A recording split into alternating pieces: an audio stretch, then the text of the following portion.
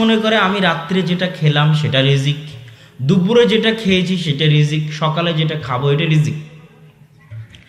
কিন্তু আপনাকে আজকে জানতে হবে শুধু খাওয়া রিজিক নয়, শুধু খাওয়া কি নয়, রিজিক নয়। আপনি যে মেয়েকে বিবাহ করেছেন সে আপনার রিজিকের অন্তর্ভুক্ত। আপনার যে কয়টা সন্তান হয়েছে তারা আপনার কিসের অন্তর্ভুক্ত, রিজিকের অন্তর্ভুক্ত। আজকে চেয়ারম্যান সাহেব চেয়ারম্যান হয়েছেন, এই চেয়ারম্যান হওয়াটা তার কিসের অন্তর্ভুক্ত, রিজিকের অন্তর্ভুক্ত। আমি জ্ঞান অর্জন করেছি, মদিনা বিশ্ববিদ্যালয়ে পড়েছি, দারুল উলুম দেওবন্দে পড়েছি, আমার এই জ্ঞান আমার কিসের অন্তর্ভুক্ত, রিজিকের অন্তর্ভুক্ত। আব্দুর রাজ্জাক বিন ইউসুফ সম্মান অর্জন করেছেন, মানুষের কাছে ভালোবাসা পেয়েছেন, এই ভালোবাসা এই সম্মান কিসের অন্তর্ভুক্ত, রিজিকের অন্তর্ভুক্ত। মানুষ জন্মের পর থেকে মৃত্যু পর্যন্ত সারা জীবনে যা কিছু অর্জন করে সব কিছু, শুধু খাদ্য নয়, শুধু খাদ্য রিজিক নয়, যা কিছু অর্জন করে, জ্ঞান গরিমা পদমর্যাদা সম্মান ভালোবাসা সন্তান সন্ততি স্ত্রী পুত্র জমি জায়গা বাড়ি গাড়ি সব কিছু কিসের অন্তর্ভুক্ত, রিজিকের অন্তর্ভুক্ত। তো এইটা গেল প্রথম কথা যে রিজিক কাকে বলে, রিজিক সব কিছু। এই জন্য আল্লাহ কোরআনে শিখিয়ে দিয়েছেন রব্বানা আতিনা ফিদ দুনিয়া হাসানা, হে আল্লাহ আপনি আমাদেরকে দুনিয়ার রিজিকে উত্তম কল্যাণকর জিনিস দান করেন, তথা দুনিয়াতে যা কিছু দিবেন সব কি দিবেন, কল্যাণ দিবেন। যদি বাড়ি দেন কল্যাণকর বাড়ি দিবেন, গাড়ি দিলে কল্যাণকর গাড়ি, যদি দেন স্ত্রী কল্যাণকর, সন্তান দিবেন কল্যাণকর, টাকা পয়সা দিবেন কল্যাণকর, সম্মান দিবেন কল্যাণকর, যা কিছু দিবেন হাসানা উত্তম কল্যাণকর, সবই রিজিকের অন্তর্ভুক্ত। রিজিক কি এই জিনিসটা জানার পরের পয়েন্ট পৃথিবীর নিষ্ঠুর বাস্তবতা। পৃথিবীর নিষ্ঠুর বাস্তবতা বলতে কি আল্লাহ সুবহানাহু ওয়া তাআলা কোরআন মাজিদে বলেছেন আলহাকুমুত তাকাসুর হাত্তা যুরতুমুল মাকাবির। আলহা মানে হচ্ছে খেলনা দিয়ে ভুলিয়ে রাখা। আমি আপনার বাঘেরহাটে এসেছি চাঁদপুর থেকে, চাঁদপুর থেকে হরিণার ঘাটের একটা ঘাট আছে ওই দিক দিয়ে না এসে আমরা মাওয়া দিয়ে এসেছি। তো আমার টার্গেট চাঁদপুর থেকে বাঘেরহাট আসা। রাস্তার পথে কোনো এক জায়গায় একজন সাপ খেলা দেখাচ্ছে, বা কোনো এক জায়গায় হয়তো মাওয়া ঘাটে ইলিশ ভাজি পাওয়া যাচ্ছে, আমি ওখানে ব্যস্ত হয়ে গেলাম সাপ বানরের খেলা দেখার জন্য অথবা ইলিশ ভাজি খাওয়ার জন্য। আপনার প্রোগ্রামের কথা ভুলে গেলাম, বাঘেরহাট আসার কথা ভুলে গেলাম। এর মানে হচ্ছে আল্লাহ ওই খেলাটা আমাকে ভুলিয়ে দিল যে আমাকে বাঘেরহাট যেতে হবে। কথা কি বুঝতে পারছেন? তো মানুষের জীবনের সফর শুরু হয়েছে রুহের জগৎ থেকে, শেষ হবে জান্নাত জাহান্নামে গিয়ে। কোথায় শেষ হবে? হয় জান্নাত না হয় জাহান্নাম। তো এই দীর্ঘ সফরে দুনিয়ার চাকচিক্য, দুনিয়ার ঐশ্বর্য, দুনিয়ার ধন দৌলত, দুনিয়ার মোহ মানুষকে ভুলিয়ে রেখেছে যে তার সফর এখনো বাকি আছে, সেইখানে স্থায়ী থাকার নয়। আমি গোপালগঞ্জে কিছুক্ষণ থেমেছি, ওটা কি আমার স্থায়ী থাকা? এখন বাগেরহাটে কিছুক্ষণ আছে, এটা কি আমার স্থায়ী থাকা? আমাকে আবার রাজশাহী ফিরে যেতে হবে, বুঝতে পারেননি? তা আমি যদি কোনো কিছু দেখে মনে করে নিই যে এটা আমার স্থায়ী থাকা, তাহলে এটা কি হবে? ভুল হবে। তো রুহের জগৎ থেকে আমার সফর শুরু হয়েছে, শেষ হবে জান্নাত জাহান্নামে গিয়ে। দুনিয়ার মোহে পড়ে আমি ভুলে গেছি জান্নাত জাহান্নামের কথা, মনে করেছি এটাই মনে হয় আমার আসল বাস্তবতা, এটাই মনে হয় শেষ, এটাই মনে হয় প্রকৃত, এটাই মনে হয় রিয়াল। এটার কথা আল্লাহ বলেছেন আলহাকুমুত তাকাসুর, ধন দৌলতের প্রতিযোগিতা তোমাদেরকে ভুলিয়ে রেখেছে তোমাদের আসল নিষ্ঠুর বাস্তবতা থেকে। আর এই নিষ্ঠুর বাস্তবতা তোমরা তখন দেখতে পাবে, অবশ্যই দেখতে পাবে, কাল্লা সাউফা তা'লামুন, নিশ্চিতভাবে তোমরা জানতে পারবে, চাক্ষুষভাবে তোমরা জানতে পারবে। সেটা কখন? হাত্তা যুরতুমুল মাকাবির, যখন কবরের মাটি তোমাদের মুখে পেটে চাপা পড়বে, তখন তোমরা দুনিয়ার এই নিষ্ঠুর বাস্তবতা নিশ্চিতভাবে, অবধারিতভাবে, অবশ্যই চাক্ষুষভাবে জানতে পারবে। লাতুসআলুন্না ইয়াউমা ইযিন আনিন নাঈম, আর যেই দিন জানতে পারবে সেই দিন তোমাদেরকে জিজ্ঞাসা করা হবে দুনিয়াতে তোমাদেরকে যে যে নিয়ামত দেওয়া হয়েছিল, এই প্রত্যেকটা নিয়ামত বিষয়ে কিয়ামতের মাঠে জিজ্ঞাসা করা হবে। নিয়ামত অনেক ভয়ঙ্কর জিনিস। নিয়ামত পেয়ে যদি আপনি তার শুকরিয়া আদায় না করেন, তো এইগুলোর বিষয়ে আল্লাহ কিয়ামতের মাঠে জিজ্ঞাসা করবেন। রাসূল সাল্লাল্লাহু আলাইহি ওয়াসাল্লাম একদিন ক্ষুধার্ত অবস্থায় বাড়ি থেকে বের হয়েছে, আবু বকর ওমর ক্ষুধার্ত অবস্থায় বাড়ি থেকে বের হয়েছে, একই দিন কাকতালীয়ভাবে পরস্পরের সাথে সাক্ষাৎ। সবাই বলছে হ্যাঁ আমরা তো এই কারণেই বাড়ি থেকে বের হয়েছি, খাদ্যের অন্বেষণে। এক আনসারির বাড়িতে গিয়ে খাবার হলো, বকরি জবে হলো, রুটি তৈরি হলো। রুটি বকরি জবে খাবার পর আল্লাহ রাসূল বলছেন সুম্মা লাতুসআলুন্না ইয়াউমাইযিন আনিন নাঈম, অবশ্যই কিয়ামতের মাঠে আজকে ক্ষুধার্ত অবস্থায় আল্লাহ যে তোমাদেরকে খাওয়ালেন, এই খাওয়ার নিয়ামত সম্পর্কে কিয়ামতের মাঠে জিজ্ঞাসা করা হবে।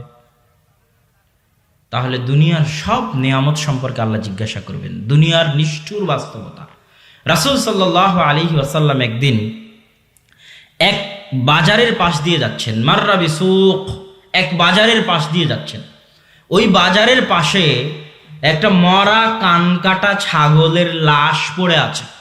রাসূল সাল্লাল্লাহু আলাইহি ওয়াসাল্লাম বলছেন হাল আহাদুম মিনকুম ইউহিব্বু আন ইয়াখুযা বিদিনারিন আও দিরহামিন, তোমাদের মধ্যে কেউ কি আছে যে এই মরা কানকাটা ছাগলটা কিনে নিবে 1 দিনার দিয়ে, 1 টাকা দিয়ে, 1 দিরহাম দিয়ে? সাহাবীগণ বললেন আল্লাহ রাসূল ফিরি দিলেও তো আমরা এটা নিব না। রাসূল সাল্লাল্লাহু আলাইহি ওয়াসাল্লাম বলেন মা দুনিয়া আহওয়ানু ইনদাল্লাহ, আল্লাহর নিকটে দুনিয়া এই মরা কানকাটা ছাগল তোমাদের নিকটে যতটা মূল্যহীন, তোমাদের নিকটে এর যতটুকু মূল্য আছে আল্লাহ সুবহানাহু তাআলার নিকটে এই দুনিয়ার ততটুকুও মূল্য নেই। এই মরা কানকাটা ছাগল তোমাদের নিকটে যেমন মূল্যহীন, আল্লাহর নিকট দুনিয়া তার চেয়ে বেশি মূল্যহীন। আর এক হাদিসে রাসূল সাল্লাল্লাহু আলাইহি ওয়াসাল্লাম বলছেন যে যেটা আপনারা সবাই জানেন, যে দুনিয়ার যদি মাছির ডানা সম পরিমাণ মূল্য থাকতো তাহলে কোনো কাফের দুনিয়াতে 1 ঢোক পানি পান করতে পারতো না। অথচ আজকের পৃথিবীতে সবচেয়ে ধনী কিন্তু কাফেরেরাই। মাইক্রোসফটের মালিক বিল গেটস, আর জিও সিম ইন্ডিয়ার মালিক মুকেশ আম্বানি, রিলায়েন্স কোম্পানি, আলিবাবা.কমের মালিক জ্যাক মা, এরা হচ্ছে পৃথিবীর শীর্ষস্থানীয় ধনী। এরা কেউ মুসলমান নয়, তাদেরকে আল্লাহ ধনী করেছে। আল্লাহ সুবহানাহু ওয়া তাআলার পক্ষ থেকে রাসূল সাল্লাল্লাহু আলাইহি ওয়াসাল্লাম বলছেন ইন্নাল্লাহা ইউতিদ দুনিয়া লিমান ইউহিব ওয়া মান লা ইউহিব, আল্লাহ যাকে ভালোবাসেন তাকেও দুনিয়া দেন, যাকে ভালোবাসেন না তাকেও দুনিয়া দেন। আল্লাহর দুনিয়া তার ভালোবাসার প্রমাণ বহন করে না। আবার বুঝেন, আল্লাহ কারুনকে ধন সম্পদের মালিক করেনি, কাফের হওয়ার পরেও আল্লাহ কারুনকে ধন সম্পদের মালিক করেছে। ফেরাউন কাফের হওয়ার পরও ক্ষমতার মালিক করেছে। দাউদ সুলাইমান আলাইহিমা সালাতু ওয়াস সালাম মুমিন হওয়ার পরও ধন সম্পদ ক্ষমতার মালিক করেছেন। তাহলে বুঝা গেল আল্লাহ ধন সম্পদ দুনিয়া ঈমান দেখে দেন না। কার ঈমান আছে আর কার ঈমান নাই এটা দেখে আল্লাহ ধন সম্পদ দেন না। যাকে ভালোবাসেন তাকেও দেন, যাকে ভালোবাসেন না তাকেও দেন। ইউসুফ আলাইহিস সালাতু ওয়াস সালাম যখন আল্লাহর নবী, তার পিতা যখন আল্লাহর নবী, তার পিতা যখন তার জন্য চোখের পানি ফেলে অঝর ধারায় দোয়া করতেছেন, দোয়া করতে করতে চোখ অন্ধ হয়ে গেছে ইয়াকুব আলাইহিস সালাতু ওয়াস সালাম। তার দাদা ইসহাক যখন নবী, তার পরদাদা ইব্রাহিম যখন নবী, ইব্রাহিমের দোয়া তার জন্য, ইসহাকের দোয়া তার জন্য, ইয়াকুবের দোয়া তার জন্য, তিনি নিজে নবী, তারপরেও তিনি কুয়াতে নিক্ষিপ্ত হলেন ভাইদের দ্বারা। তারপরেও তিনি বাজারে বিক্রি হচ্ছেন কৃতদাস হিসেবে, মানুষের বাড়িতে চাকর হিসেবে কাজ করে খাচ্ছেন, মিথ্যা অপবাদ মাথায় নিলেন, 7 বছর জেল খাটলেন। যখন তিনি নিজে নবী, তার বাপ নবী, তার দাদা নবী, তার পরদাদা নবী, তো আল্লাহ কি ইউসুফকে ভালোবাসতেন না? আল্লাহর ইউসুফকে ভালোবাসার সবচেয়ে বড় প্রমাণ হচ্ছে আল্লাহ ইউসুফকে জেনার মতো মহা অপরাধ থেকে বাঁচিয়ে দিয়েছিলেন। এইটা হচ্ছে প্রমাণ যে আল্লাহ ইউসুফকে ভালোবাসেন। কিন্তু তাকে জেলে রাখলেন, তাকে কৃতদাস হিসেবে বাজারে বিক্রি করালেন, মানুষের বাড়িতে চাকর হিসেবে খাটিয়ে নিলেন। এইটা কোনো ভ্যালু রাখে না যে আল্লাহ তাকে ভালোবাসেন না ভালোবাসেন না। আল্লাহ সুবহানাহু তাআলা আপনাকে ভালোবাসেন কি বাসেন না তার সবচেয়ে বড় প্রমাণ আল্লাহ কি আপনাকে তার আনুগত্য করতে দেন। আর আল্লাহ আপনার উপর আল্লাহর অভিশাপ আছে, আল্লাহর দয়া থেকে আপনি বঞ্চিত, আল্লাহর করুণা থেকে আপনি বঞ্চিত, আল্লাহর রহমত থেকে আপনি বিতাড়িত, আল্লাহর দরবার থেকে বিতাড়িত। এটার সবচেয়ে বড় প্রমাণ যে আল্লাহ আপনাকে সুদের মতো মহা অপরাধে লিপ্ত রেখেছে, আল্লাহ আপনাকে হারাম ইনকামে লিপ্ত রেখেছে, আল্লাহ আপনাকে তার অবাধ্যতায় লিপ্ত রেখেছে, আল্লাহ আপনাকে ফজরের সালাত আদায় করতে দেয়নি, আল্লাহ আপনাকে তাহাজ্জুদের সালাত আদায় করার সুযোগ দেন না, তৌফিক দেন না, আল্লাহ সুবহানাহু তাআলা আপনাকে হারাম সম্পর্কের মধ্যে নিমজ্জিত, আপনি আল্লাহর দয়ার অভাব নয় যে আল্লাহ সুবহানাহু তাআলার আপনি দয়া অর্জন করতে পারেননি, আল্লাহ সুবহানাহু তাআলার রহমত করুণা অর্জন করতে পারেননি, যে আপনি আল্লাহর রহমত থেকে বঞ্চিত হয়ে আছেন, তার দরবার থেকে বিতাড়িত হয়ে আছেন। এটাই আপনার জন্য সবচেয়ে বড় শাস্তি, এটাই আপনার জন্য সবচেয়ে বড় আযাব। তো আমরা বলছিলাম যে আল্লাহ সুবহানাহু তাআলা দুনিয়ার নিষ্ঠুর বাস্তবতা বলছেন, যে দুনিয়ার মূল্য তার নিকটে কেমন। কোরআনের কিছু আয়াতে আল্লাহ সুবহানাহু তাআলা বলেছেন, একটা ছোট বাচ্চা, সারমর্ম, একটা ছোট বাচ্চা নদীর ধারে গিয়ে একটা বালু দিয়ে ঘর তৈরি করলো, ঘরটা ভেঙে দিয়ে চলে আসলো। ওই ছোট বাচ্চার নিকটে ঘরের মূল্য যেমন, আল্লাহর নিকটে এই দুনিয়ার মূল্য ততটুকুও নয়। একটা ছোট বাচ্চা পুতুল বানালো, পুতুলটা ভেঙে দিল, ওই পুতুলের মূল্য ছোট বাচ্চার নিকটে যেমন, আল্লাহর নিকটে এই দুনিয়ার মূল্য ততটুকুও নয়। অথচ আপনি দেখেন গুলশানে একটা জমির দাম কত হবে, বসুন্ধরা ধানমন্ডিতে 1% 1 ডিসিমিল জমির দাম কত হবে, লন্ডনে কত হবে, নিউ ইয়র্কে গেলে কত হবে, সিলিকন ভ্যালিতে গেলে কত হবে, মুম্বাইয়ে কত হবে, হংকংয়ে কত হবে, বেইজিংয়ে কত হবে। সারা পৃথিবীর সব জমি যদি আপনি কিনতে চান কত হবে? সারা জমির 100 বিঘা কোটি বিঘা জমি কিনতে চাইলে কত দাম হতে পারে? সারা পৃথিবীতে যত ফসল হাজার লক্ষ বছর উৎপাদিত হয়েছে, আজ হচ্ছে, আগামীতে হবে, তার দাম কত হতে পারে? সারা পৃথিবীর নিচে যত গ্যাস আছে, স্বর্ণ আছে, খনিজ আছে, তার দাম কত হতে পারে? আল্লাহ বললেন যে এগুলো সব কিছুর দাম তার নিকটে মাছির ডানার সমানও নয়, তার নিকটে মরা কান কাটা ছাগলের সমানও নয়। এটা দুনিয়ার বাস্তবতা। রাসূল সাল্লাল্লাহু আলাইহি ওয়াসাল্লাম দুনিয়ার নিষ্ঠুর বাস্তবতা বুঝাতে গিয়ে বলছেন, ইয়াকুলু ইবনু আদম মালি মালি মালি। আদম সন্তান বলে আমার টাকা, আমার টাকা, আমার টাকা। আরে আদম সন্তান, টাকা দিয়ে তুমি করো কি? টাকা দিয়ে তুমি খাও, সারা মাসের খাবারের খরচ বহন করা লাগে টাকা দিয়ে, বড় খরচ। তো মা আকালা ফাফনা, যা খাও তা তো হজম হয়ে নষ্ট হয়ে যায়। আল্লাহ রাসূলের হাদিস বলছে, আমি অনুবাদ করছি। টাকা দিয়ে তুমি করো কি? জামা কাপড় কিনো। মা লাবিসা ফাআবলা, যে জামা কাপড় কিনো এগুলো ছিঁড়ে যায়, পুরাতন হয়ে যায়। 5 বছর 10 বছর আগে ছোটবেলায় যে জামা পরেছিলেন ওটা আছে এখন? 10 বছর আগের জামা কি আপনার কাছে আছে? নাই। আজকে 7 দিন আগে যে খাবার খেয়েছিলেন ওই খাবার আছে? খাবারের স্বাদ তো মুখের মধ্যে কয়েক সেকেন্ড, তার আগেও কিছু নাই, পরেও কিছু নাই। রাসূল সাল্লাল্লাহু আলাইহি ওয়াসাল্লাম বলছেন, খাও নষ্ট হয়ে যায়, জামা কাপড় কিনো পুরাতন হয়ে যায়, ছিঁড়ে যায়। এর বাইরে যা কিছু করো, এর বাইরে মানুষ কি করে? জমি কিনে, বাড়ি করে, গাড়ি কিনে, তো এর ব্যাংক ব্যালেন্স তৈরি করে। এর বাইরে তুমি যা কিছু করো সব কিছু অন্যের, খালি মরে দেখো। সব কিছু অন্যের, শুধু কি করে দেখো? মরে দেখো।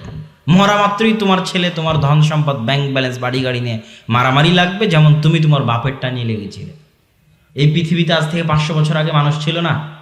যে জমিতে আজ বসে আছেন, এই জমি আজ 100-200 বছর আগে মানুষ আবাদ করেনি? হ্যাঁ, কথা বলেন না যে করেছে। তাহলে মানুষ পৃথিবীতে বাস করে না, মানুষ বাস করে সময়ে। আপনি বাঘেরহাট, রাজপাট, মল্লের হাটে বাস করেন না, আপনি বাস করেন টাইম, সময়ের মধ্যে। সূর্য উঠছে ডুবছে, টাইম চলে যাচ্ছে, সময়টা জীবন। এখানে বাস করলে তো আপনি এখানেই থেকে যেতেন। এখানে তো 100 বছর আগেও মানুষ ছিল, ওরা কই? নাই তো। 1400 বছর আগে আল্লাহ রাসূল ছিল, ওই মক্কা তো এখনো আছে, কাবা ঘর এখনো আছে, মদিনা এখনো আছে, আল্লাহ রাসূল নাই যে। তো রাসূল সাল্লাল্লাহু আলাইহি ওয়াসাল্লাম মক্কা মদিনায় ছিলেন? রাসূল সাল্লাল্লাহু আলাইহি ওয়াসাল্লাম একটা সময়ের মধ্যে ছিলেন, ওই সময়ের মধ্যে আল্লাহ তাকে প্রেরিত করেছিল। ওই সময় শেষ হয়ে গেছে, উনি চলে গেছেন। আমিও আপনিও একটা সময়ের মধ্যে আছি, সময় শেষ হয়ে চলে যাব।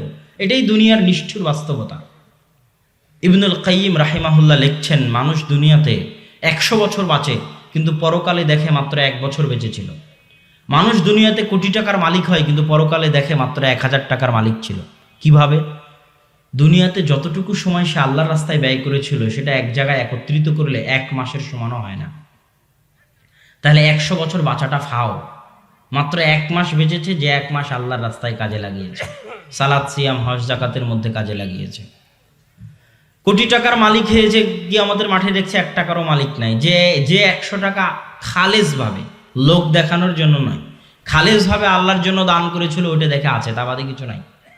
তাহলে ও ওই টাকার আসল মালিক, বাকি টাকার আসল মালিক নয়। কথা কি আমার বুঝতে পারছেন? দুনিয়ার কোটি টাকার সে আসল মালিক নয়। যমুনা ফিউচার পার্কের মালিক মারা গেলেন না? যমুনা ফিউচার পার্কের মালিক প্রকৃত অর্থে এখন যে যমুনা ফিউচার পার্ক আছে সেটার কি প্রকৃত আসল মালিক, না উনি যেটা নিয়ে পরকালে গেছেন সেটার আসল মালিক? যেটা নিয়ে পরকালে গেছেন ওটার আসল মালিক। আর দুনিয়ার এই মালিকানা হস্তান্তরযোগ্য, ওটা হস্তান্তরযোগ্য নয়। এটাই ইবনুল কাইয়িম রাহিমাহুল্লাহ বুঝাতে চেয়েছেন। আর নিয়ত এমন শক্তিশালী, এমন পাওয়ারফুল, নিয়ত এমন শক্তিশালী, এমন পাওয়ারফুল যে দুনিয়ার সব কাজ নেকিতে পরিণত করা সম্ভব নিয়ত দিয়ে। যে কাজ করেননি ওই কাজের নেকি পাবেন নিয়ত দিয়ে। আল্লাহ যদি আমার টাকা হয় আগামী বছর এই প্রোগ্রামের সব মানুষকে খাওয়াবো, পারেন আর না পারেন এই নিয়তের কারণে আপনি নেকি পাবেন। এটা ইসলামের মহত্ব, আল্লাহর রহমত, দয়া। শুধু তাই নয়, আপনি যদি গুনাহের নিয়ত করেন আর গুনাহ না করেন, করতে না পারেন, তোর জন্য কোনো গুনাহ লেখা হবে না। কিন্তু ভালো কাজের যদি নিয়ত করেন যে কাল সকালে ফজরের সালাত আদায় করব, পারেন বা না পারেন, নিয়ত করা মাত্রই এর জন্য নেকি লেখা হয়ে গেছে। শুধু তাই নয়, নিয়ত এত শক্তিশালী, রাসূল সাল্লাল্লাহু আলাইহি ওয়াসাল্লামের ভাষা অনুযায়ী আপনি যখন আপনার স্ত্রীর কাছে যান সহবাসে, ওটের বিনিময়েও আপনি আল্লাহ সুবহানাহু ওয়া তাআলার দরবারে নেকি পান। তখন সাহাবীরা আশ্চর্য হয়ে জিজ্ঞেস করেন, আল্লাহ রাসূল বলেন কি এটা কেমনে সম্ভব? তখন রাসূল সাল্লাল্লাহু আলাইহি ওয়াসাল্লামের ভাষার সারমর্ম হচ্ছে, আল্লাহ সুবহানাহু ওয়া তাআলা এত অদয়ালু, এত অমেহেরবান, আল্লাহর মেহেরবানি, আল্লাহর দয়ার এত কমতি হয়ে যায়নি যে বান্দা যে কাজ হারাম ভাবে করবে ওটার জন্য আল্লাহ গুনাহ দিবে, আর ওই কাজ হালাল ভাবে করলে আল্লাহ নেকি দিবেন না। আল্লাহর দয়ার রহমতের এত কমতি, এত অভাব হয়নি। যে কাজ হারাম পন্থায় করলে গুনাহ হতো ওই কাজ হালাল ভাবে করলে আল্লাহ কি দিবেন? নেকি দিবেন। স্ত্রীর মুখে লোকমা তুলে দেওয়ার পিছনেও নেকি আছে। নিয়ত লাগবে।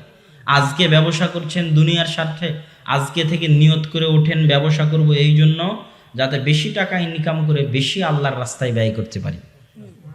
তাহলে সকাল থেকে সন্ধ্যা পর্যন্ত দোকানে যা ডিউটি দিবেন সব কিসে পরিণত হবে? নেকিতে পরিণত হবে।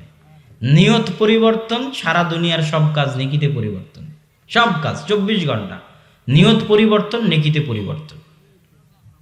আমি আজকে বক্তব্য দিতে আসছি, আমার নিয়ত যদি থাকে আল্লাহর দ্বীনের প্রচার, তাহলে আমার পুরো আশাটাই কি?